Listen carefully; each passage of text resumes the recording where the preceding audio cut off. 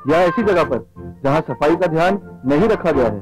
साफ, सुरक्षित और अच्छा खाइए। Food safety and standard authority of India द्वारा जनहित में जारी। दुनिया भर में मंदी है और बाजार सुस्त है तो क्या हुआ? ये वक्त बाजार से भागने का नहीं, बाजार में भाग लेने का है, शामिल होने का है। ये वक्त है अच्छे निवेश की शुरुआत करने का। पैसा कमाने में तो इतनी मेहनत की, लेकिन उसे बढ़ाने के लिए आप क्या कर रहे हैं? आपके हर सवाल का सही जवाब CNBC आवाज पर investor Mahakumbh. NSE presents investor Mahakumbh, को प्रेजेंटेड बाय ट्रस्ट लाइन। 15 अक्टूबर दिन भर CNBC आवाज पर।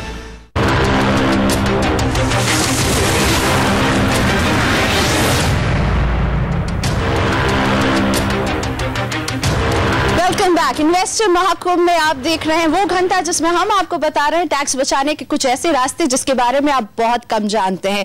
कई सारे मुद्दों पर बात हो गए, लेकिन अब बात उपहारों की, यहाँ गिफ्ट्स की।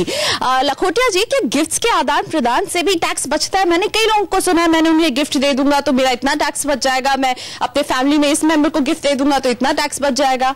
हाँ और ना, दोनों तरीके हैं। पर अगर आप सोचे कि मेरी इनकम में से टैक्स बच जाएगा, वो नहीं होगा। मान लो किसी की इनकम 10 लाख रुपए है और वो व्यक्ति सोचता है 2 लाख रुपए मेरे बेटे को और 2 लाख बेटी को गिफ्ट दे दूं, 4 लाख मेरे पास से चले गए, अब मेरे पास तो 6 लाख है तो मुझे टैक्स 6 लाख पे देना है। ऐसा नहीं है पॉसिबल। दोस्तों आप भी ध्यान रखिएगा, गिफ्ट जो देना है वो हमारे को अपनी इनकम पे टैक्स देने के बाद बची हुई राशि में से देना है। इसलिए गिफ्ट दी हुई राशि हमारी इनकम में से नहीं घटेगी। हाँ, आने वाले वर्षों में जो इनकम होगी, जिस व्यक्ति को हमने गिफ्ट दिया वो उसकी इनकम मानी जाएगी, उस प्रकार से टैक्स बचेगा। चलिए अब कुछ सवाल भी ले लेते हैं। अंचित जैन जी हैं। अंचित, क्या जानना चाहते हैं आप? सर मैं आपसे ये जानना चाहता हूँ कि गिफ्ट देने की कोई लिमिट होती है क्या? किसको देना चाहते हो? किसी को भी देना, किसी को भी तुम दे दो मुझे भैया, फिर कोई चिंता नहीं है, ये मैं अश्योर करता हूँ। आप लिमिट बताएंगे तो आपको ये समझ लो, आपको अर्थात देने वाले के लिए कोई लिमिट नहीं, जितना चाहे दिल खोल के दे रहे, कोई तकलीफ नहीं है। अब प्राप्तकर्ता के लिए कंडीशन है, अगर वो रिलेटिव से गिफ्ट प्राप्त होती है, रिलेटिव की लिस्ट गवर्नमेंट ने इनकम टैक्स लॉ में छाप रखी है, रिलेटिव से प्राप्त हो गिफ्ट कोई लिमिट नहीं, और नॉन रिलेटिव से प्राप्त हो गिफ्ट तो साल भर की 50,000 रुपए मैक्सिमम राशि है जो अगर हमको प्राप्त होती है नॉन रिलेटिव से, उस पे इनकम टैक्स नहीं है। उससे ज्यादा प्राप्त होगी तो डेफिनेटली टैक्स लगेगा। चलिए, सौरभ जी को भी गिफ्ट मिला है, NRI है इनके रिश्तेदार, उनसे सौरभ जी क्या जानना चाहते हैं आप? सर अगर मेरे क्लोज रिलेटिव जो NRI है, अगर वो मुझे इमूवेबल प्रॉपर्टी गिफ्ट में देते हैं तो उसका टैक्स इंप्लीकेशन क्या होगा? तुरंत छोड़ के जाओ, यहीं से भागो, ले आओ। जी हाँ, अगर आपके NRI या रेसिडेंट कोई भी व्यक्ति आपको गिफ्ट देता है, मूवेबल चाहे इमूवेबल, रिलेटिव है, तो उस पे किसी प्रकार का इनकम टैक्स नहीं लगेगा। आपको दुनिया के कोई भी कोने में दे रहे, बिल्कुल चलेगा, ले लो। हम तो ये सोचते काश हमारे भी ऐसे रिश्तेदार होते, NRI होते और प्रॉपर्टी दे देते हैं। चलिए हम भी यही दुआ करेंगे, पर पहले सवाल ले लेते हैं। यहाँ पे भरत का सवाल लेते हैं। भरत, अब क्या जानना चाहते हैं आप?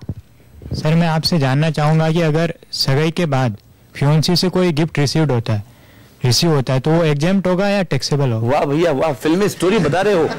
आप दोगे नहीं होने वाली पत्नी को, ले लोगे, ले लो, कोई तकलीफ नहीं है। फियोंसी से अगर होने वाले पति ने गिफ्ट प्राप्त कर लिया शादी के पहले, किसी प्रकार की चिंता बिल्कुल नहीं है, और वो क्लबिंग प्रोविजंस में भी लागू नहीं होगा। ध्यान रखना दोस्तों, शादी के अवसर पर नॉन रिलेटिव से भी अगर गिफ्ट मिलता है उस पे टैक्स बिल्कुल नहीं लगता। तो बहुत खुशखबरी आपके लिए, बहुत फायदे की बात। चेहरे पे देखिए इनकी प्रसन्नता आ गई जब पता चला कि मैं अपनी होने वाली पत्नी से मैं लेऊंगा गिफ्ट। वाह भाई वाह।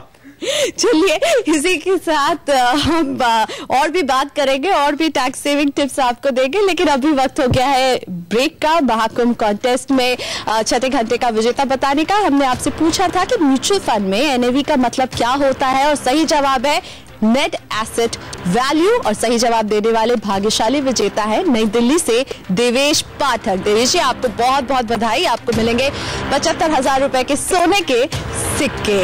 और इसी के साथ हम लेंगे एक ब्रेक, और ब्रेक के बाद हम फिर हाजिर रहेंगे टैक्स गुरु के कुछ और टैक्स सेविंग टिप्स पाने के लिए।